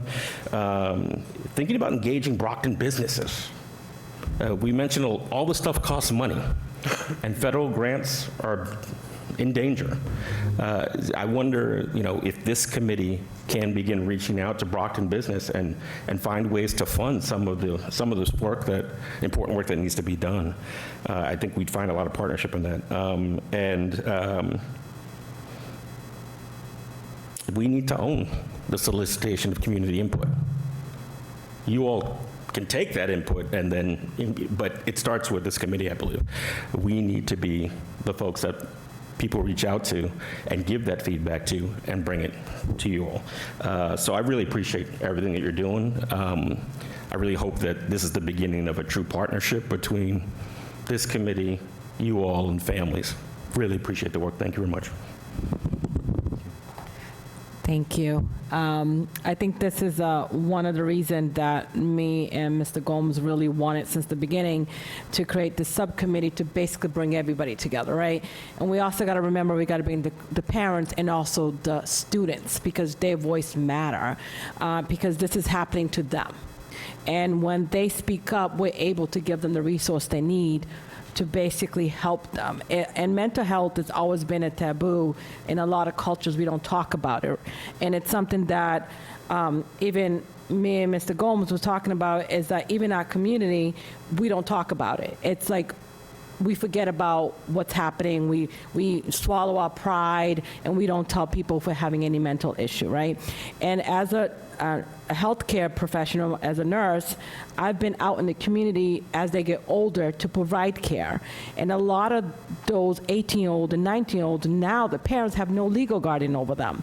So if they refuse to get treatment, medication, as a parent, we cannot say anything about it. So this is why we have to start when they're younger, to get them the resource, the help, the treatment they need, so they can, by the time they're 18, they're productive adults. They can go to college, they can have a life, but if we don't reach them earlier, we're gonna lose them when they're 18 because we have no rights over them. And my question that I have first with the mental screening, that was only for 8th graders, right, that we did?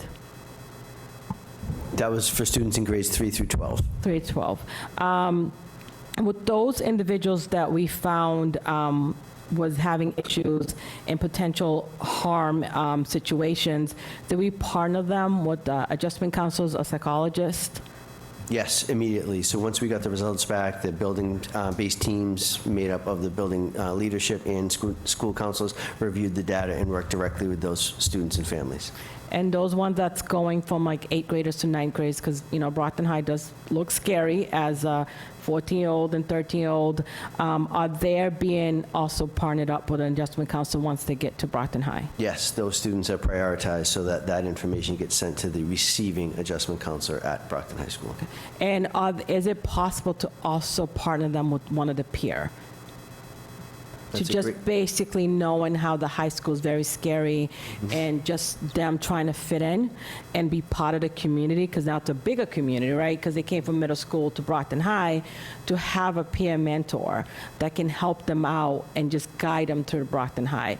We have 72 of them that could basically help out those students just to be part of the community, so especially they don't be targeted as being bullied because they're so young, they don't know where they're going, they don't fit in. They're easy target, just to help them get through the first year, at least, of Brockton High. Sure, I think we can work with Dennis and Jen at the high school, and Mara and her team.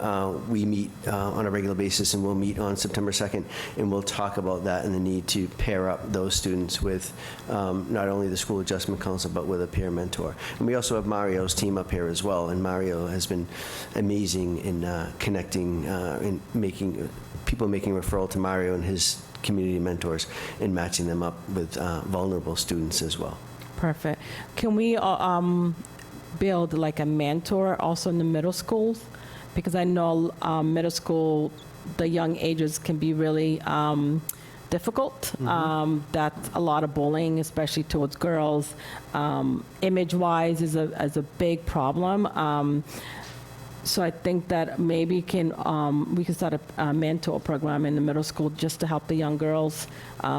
I mean, I've seen it firsthand. I've worked in eating disorder and a psych ward for young adults.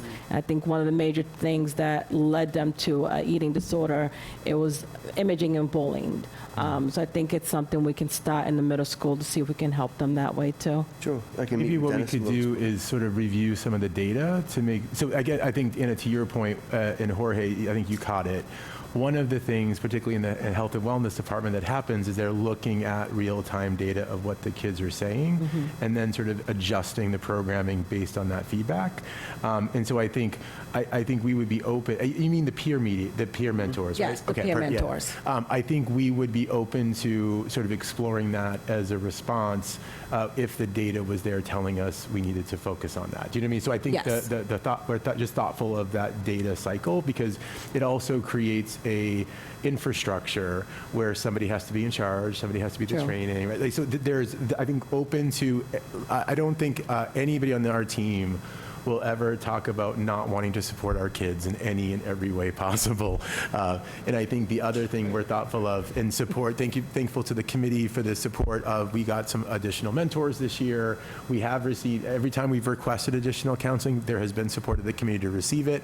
But that has all been really based on the data. But I think you're right on what's working well at the high school, to what extent can we bring some pieces down to our middle schools. I think it's a great point.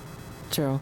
Another thing is that one of the thing that we wanted to have this meeting tonight is definitely the bullying issue. It was on, an article, and I think that we just want the community and the students know that we're taking this very serious, and we have so many resources out there, and we definitely want parents' input and students' input.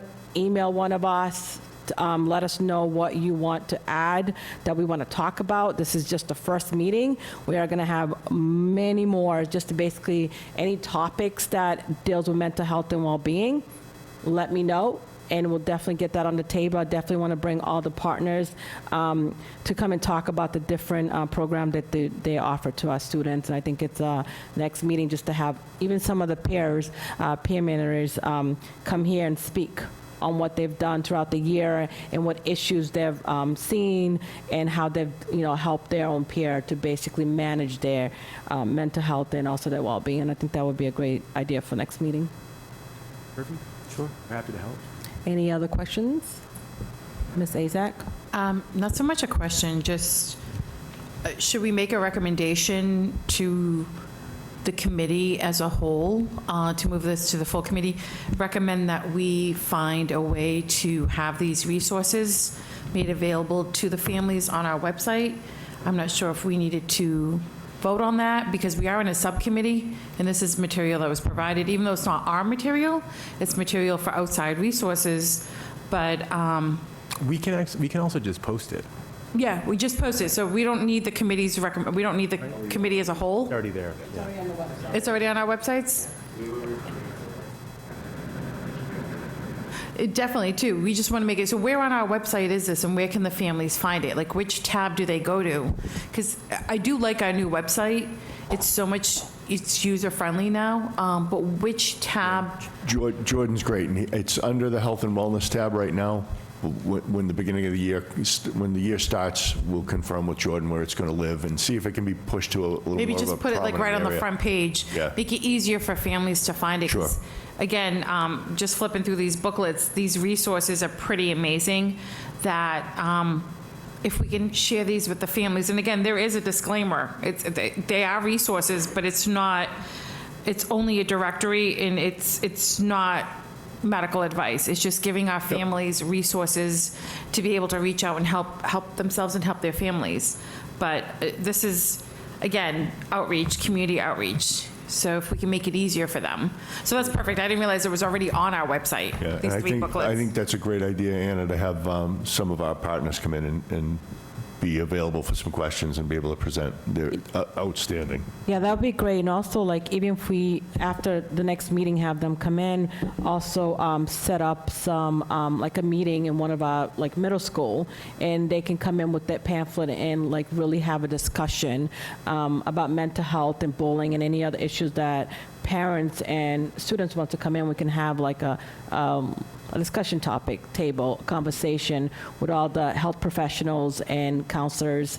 We can try to set up that soon, that we can do that at one of our middle school and have everyone come out, and we'll have a discussion about it. I want to say the meetings that were done over the summer were done in conjunction with Soraya in her department, and those were specifically from Pinnacle, who's one of the pamphlets, one of the booklets that you see there.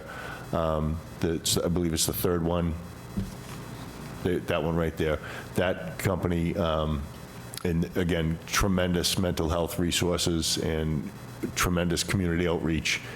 They provide, Christy Glenn's the president, she provided the presentations with some language support at each one of, I believe it was each one of the middle schools there may have been 4 or 5 presentations that were done over the summer, but I'll get that information from Cam so we know exactly what the topics were.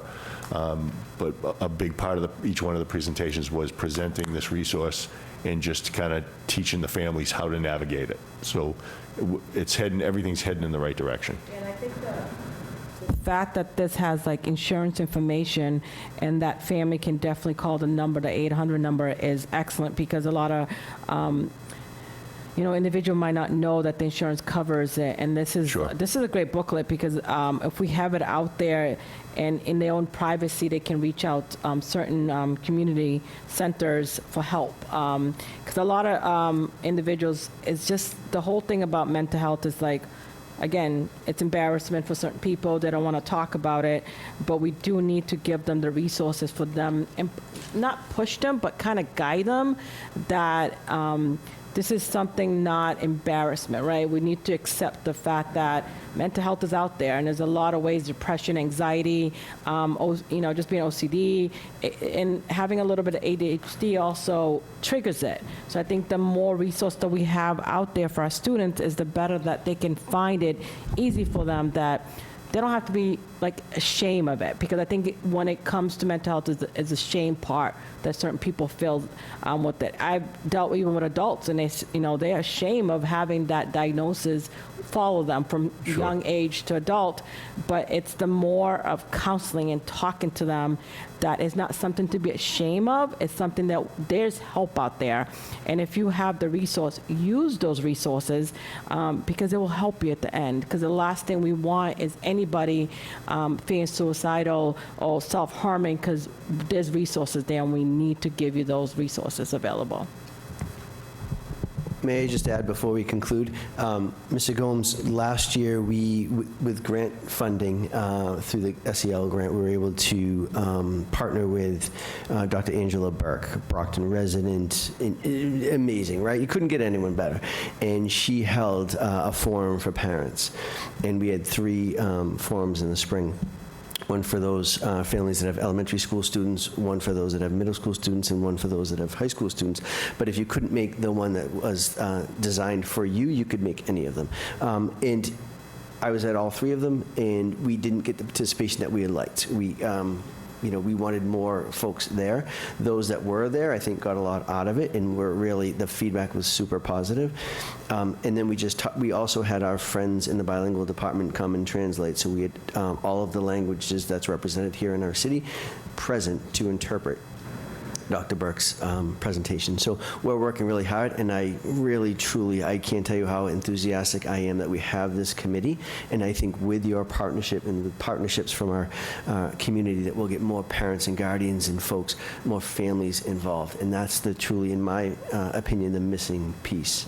The last thing I'll mention, just to piggyback on John's comment, is the SEL team also has formed and established a parent advisory group. Right, so they meet regularly with a group of parents from all of the levels to get feedback on programming, to hear directly from parents on things that might be working well but not be working well. And I believe Dr. Burke, I wanted to call Angie Dr. Burke, was one of the parent advisory members who then through dialogue came out, well, I could do that. Like, I could support all of you. So I will also give credit when we formed the team, just like you had guidance advisory or special ed parent advisory, SEL formed a parent advisory board that at some point too in the future, the community might want to meet that advisory board about ways that they're also soliciting feedback from other community members to then bring the information back to the school department. So I just wanted to highlight also the existence and establishment of a parent advisory group that then helps inform. And actually that's how we adjusted based on the committee's feedback from that first rollout of the screening. That team came back and said, I might be more apt to respond if it looked like this. So then gave real feedback about how to make the surveys and the data more accessible to the parents and community. Any other questions? Okay, move to any other business, anybody? I think we had talked about before the meeting the topic that we want to discuss for next mental health and well-being subcommittee is something that unfortunately is a really serious topic is sex trafficking. We can get that on the book and also get Dr. Cahill for the next meeting regarding any clinics that she has going on, like dental or vision, throughout the year, to just give us an update. And if she needs any assistance with that too. Some of the, I know that she was trying to get the dental program to Brockton High, and see if we can help her achieve that. Sure, and I will circle back in just because she did email that they do have a number of clinics that are up and coming that we can update the committee on, and I'll also note that she's working directly with the Board of Health at the city level to sort of coordinate and help collaborate on getting sort of the vaccination clinics up and running and some of the other pieces that we saw in the spring that were very successful. And so the other business, I was just thoughtful in brainstorming with Anna, if we had a sense of some of the other topics that the committee would like us to sort of present or hear more about, we can sort of work backwards and begin to sort of maybe present back like a little bit of a sketch that sort of looks at the next few months of school and what topics might be covered in what sequence. And so I just want to make sure, so I also heard at some point requesting to hear a little bit of an overview on the peer I was going to say mediator, but it's peer mediators, the program at the high school, so we can add that to an agenda, do an overview.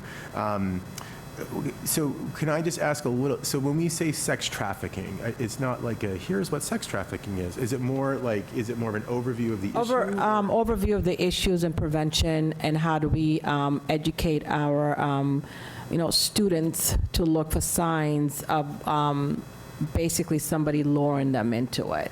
Sure. And what is this data, especially in Brockton, and just maybe one of the police chief can give us the stats or the data of like how, what's going on in Brockton, what the risk is, if it were, low risk, higher risk, and just ways to prevent it and how we talk to our kids.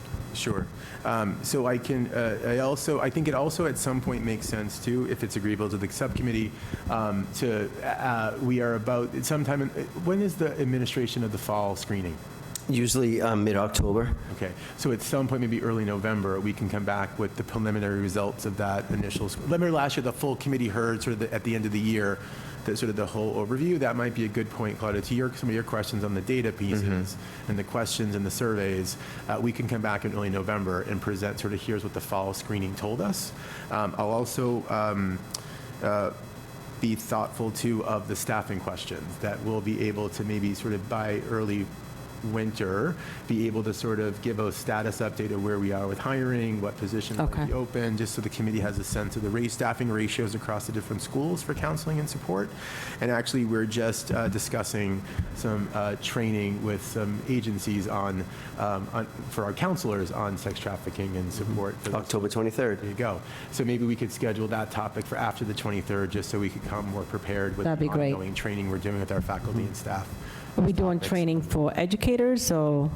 It's for educators, so the district attorney is offering it. There's a district committee that I've sat on in the past. The acronym is CSEC, so the CSEC team, and they had already planned and scheduled this training for anyone in the community, educators, just common folks that just want to learn more. So there's a link.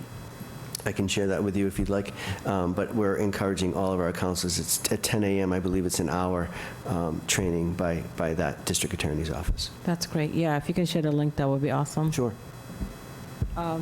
Mr. Gomes, you had a question? Not a question, also Oh. a topic I would love Go for ahead. us to add, since we're on there already.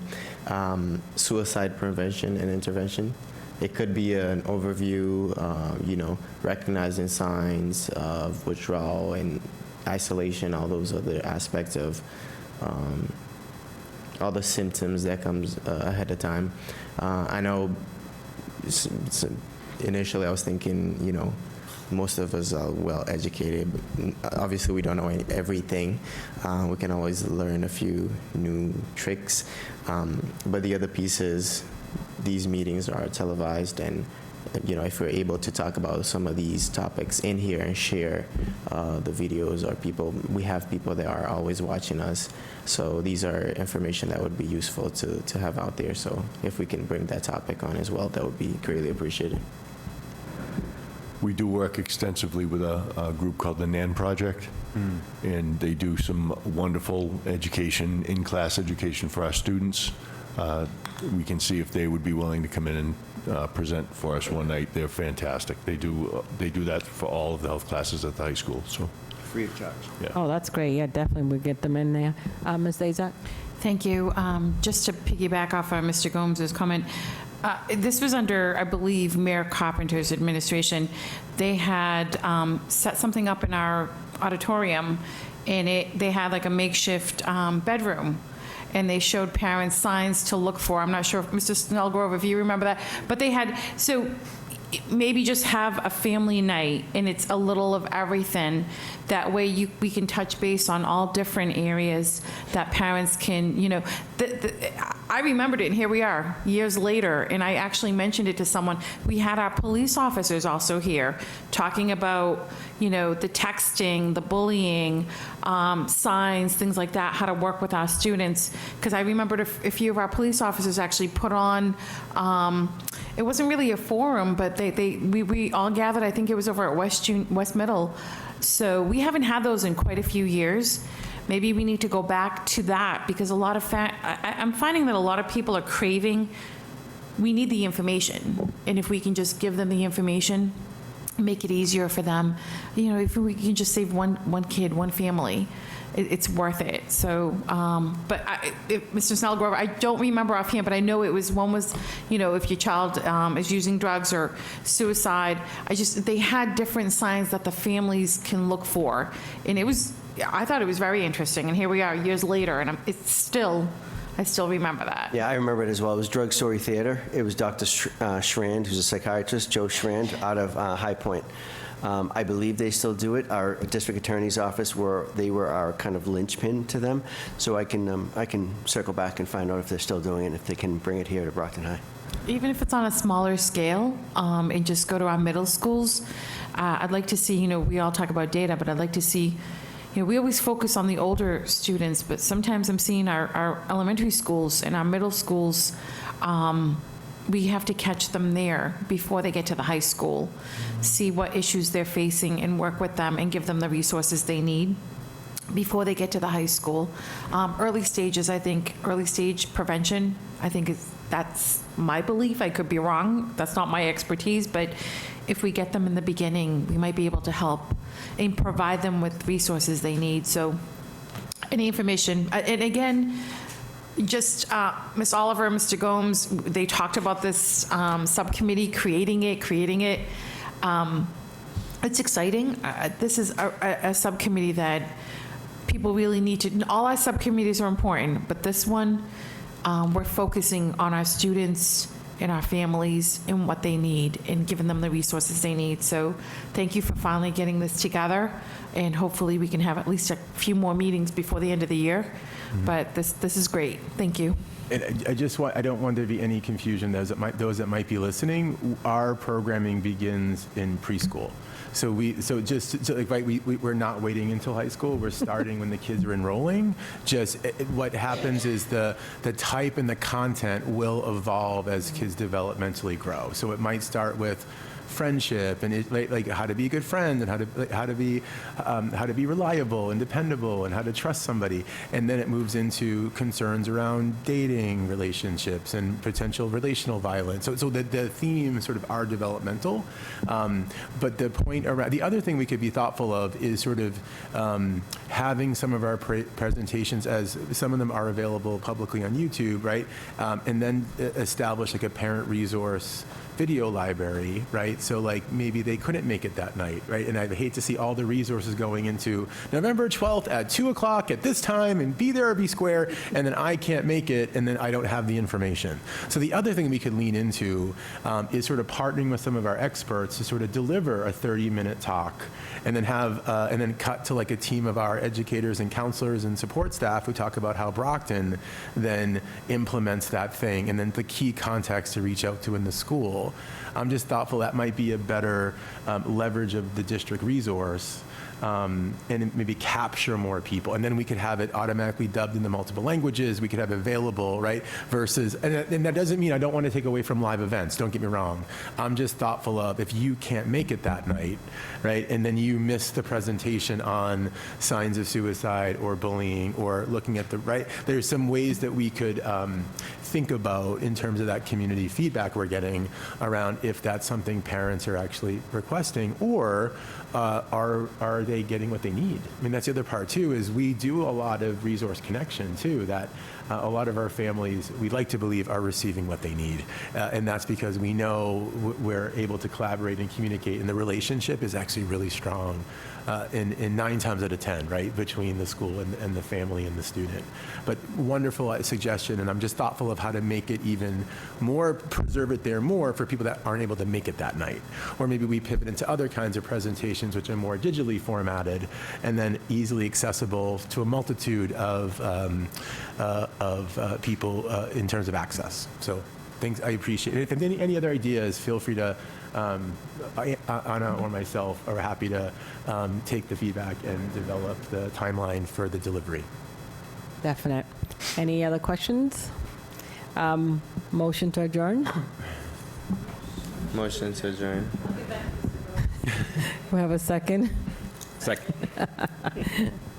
We're adjourned. Thank you, everyone.